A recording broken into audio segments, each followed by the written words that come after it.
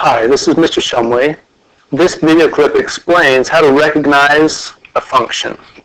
So we'll do a function test on some graphs and some tables. Do these points pass the function test?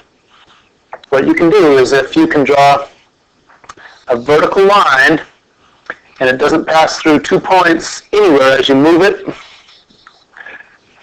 it always only passes through 1 point, then it passes. So yes, this one does pass the function test. So we can say it's a pure function. Could these points be generated by a pure function?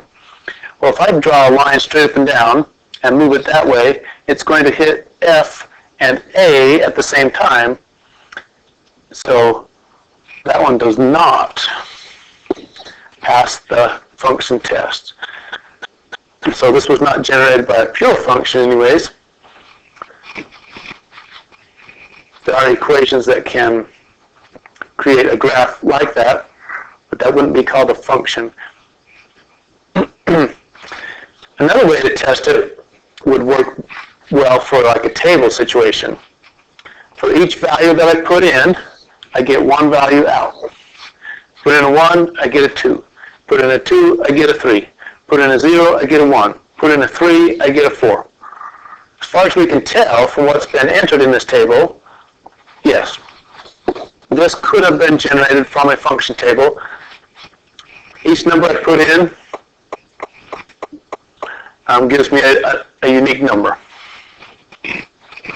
Let me give you an example of one that's not, that might make that more clear. Okay, so if I put in a 1, I get a 4. Put in a 2, I get a 5. Put in a 3, I get a 6. I put in 2, well I've already put 2 in, but this time I put it in, I get a 5. So I get a 7. And the first time I put it in, I got a 5. So if I put in a value 2 times and get a different numbers, then you don't call that a function. So this one it does not pass the function test.